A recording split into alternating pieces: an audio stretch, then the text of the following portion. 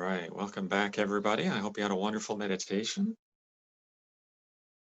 Today, I'm going to use a little trick that was taught to me years ago by another Buddhist teacher.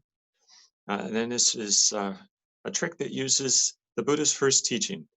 A reminder for those who know, and for those of you who don't know, the Buddha's first teaching we call the Four Noble Truths and the Eightfold Path. And the Four Truths are the basis of the uh, Buddhist teachings, all that's been added to them since. And they lay out the Buddha's great discovery around the nature of suffering. And the first one, of course, was no big innovation, just the observation that there is suffering in life. But his real big innovation was the second teaching, which says that it's got an identifiable cause, one we can find and point to, leading to the third truth, which says if there's an identifiable cause, then we should be able to work to root it out, to stop it. And the fourth truth is the Eightfold Path, eight teachings or practices that we can work on in this life toward that end of rooting out and stopping suffering. And this wonderful tip or trick that this teacher taught me years ago was that four truths plus eight paths adds up to 12, which happens to be the number of months in a calendar year. So whenever you can't think of something to teach or talk about, just map them out with the first truth at January and the eighth element of the path on December, and you've automatically got a topic. For those of you who know me, you may find it difficult to believe that I ever have trouble finding something to say. But today I'm going to follow that map. And in this month of July, that would put us on the third element of the Eightfold Path, which is right or skillful speech. Speech is an amazing thing. Physicists tell us that the fastest thing in the universe is light. Nothing can go faster than light, although I think speech is a close second. It seems that often enough it is faster than thought, and we end up saying things that we don't think about a little far too often, things that can get us into trouble. And our wonderful teachings from our youngest days, where our parents or whoever had the fortune to raise us tells us if you can't say something nice, don't say anything at all. And again, as I said earlier, it's just something that a child knows, but even as adults, we struggle to put into play. And what it takes, I think, is practice. Our mouths are like a vault or a safe to which we have the only key. And the only things that can come out of them are what we have put into them. Okay? Just like any other safe. If nothing's been put into it, it's empty. But whatever comes out of it had to have been put in there. And since we've got the only key, we are the prime suspect as far as who put it in there. And so what we can practice is what we fill that vault with, so that when something escapes out of it, when we open the door and something slips out before we have a chance to stop it, hopefully it will be something we won't be embarrassed to have slip out, something that won't cause us more trouble. Okay? And a good way to practice this, first of all, I like to remember that the Buddha's teachings on speech were manifold. The Buddha spoke many times on speech. He recognized, too, that it is one of the most powerful agents and struggles that we work with. And so he spoke on it many times. And there are various aspects of it that he talked about to be mindful of. We think generally of truth, whether something is true or false, as being primary. But this was only one of the factors the Buddha told us to look at.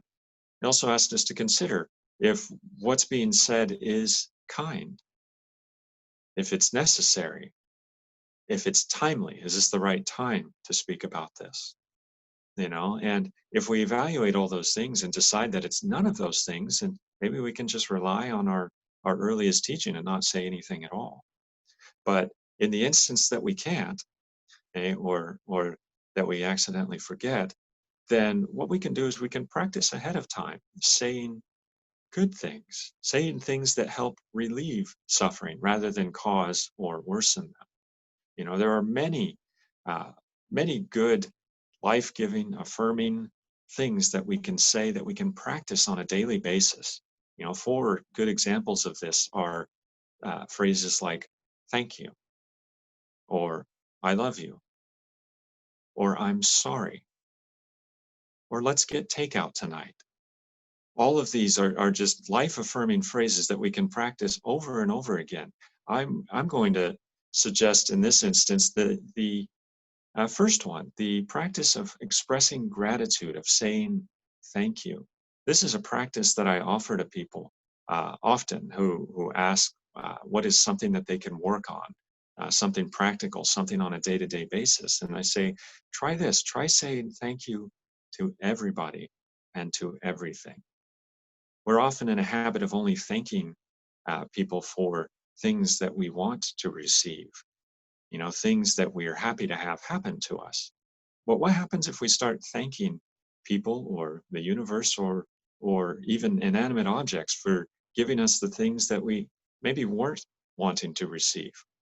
I've long made it a practice when I stub my toe or close my finger in a door after you know after giving out some kind of yelp of pain, to kind of just pause and give a slight bow of the head and say thank you to whatever object happens to make my body ache, uh, and to mean it, not just as a sarcastic thanks for that, but as a meaningful expression of gratitude. Thank you for the reminder to be more attentive.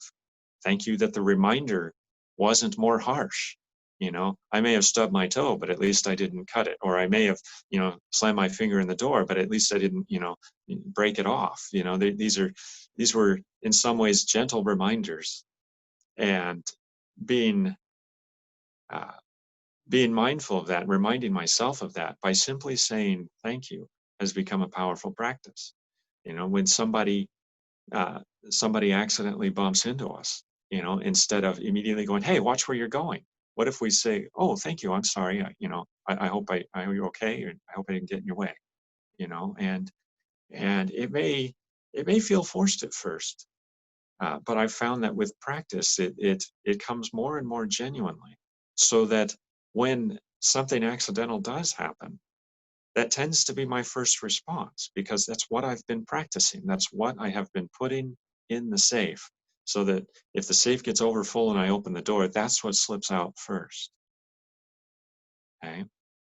And so I think that if we spend our time practicing these things, just uh, every opportunity we get all day long, we'll find that our speech can be a very helpful tool for reducing suffering, even as much as it seems that it's an easier tool for causing it. It can very much give life. It can give peace and joy. We just have to spend time practicing sometimes so that it does. And so that's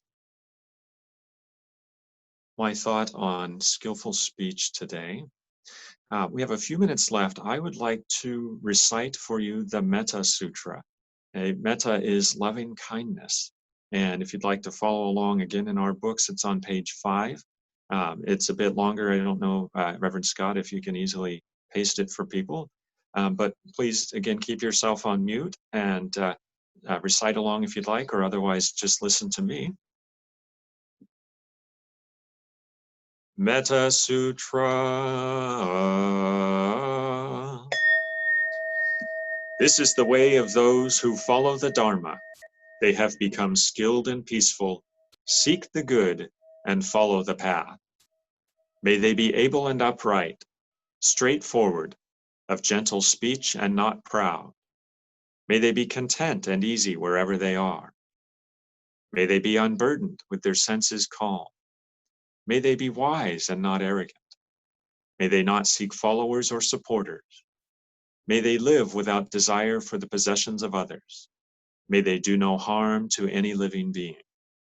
On this one should reflect. May all beings be happy. May they live in safety and joy. All living beings, whether weak or strong, old or young, man or woman, smart or foolish, healthy or disabled, seen or unseen, near or distant, born or to be born, may they all be happy. Let no one deceive or despise another being, whatever their status.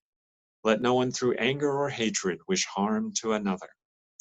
As parents watch over their children, willing to risk their own lives to protect them, so with a boundless heart may we cherish every living being, bathing the entire world with unobstructed and unconditional loving kindness.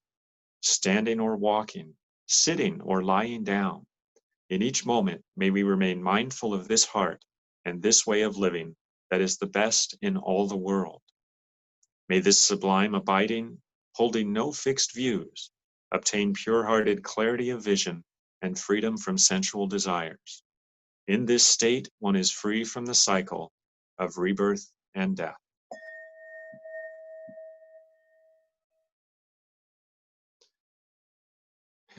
May the merit of this penetrate into each thing in all places, so that we and every sentient being together may realize the Buddha's way.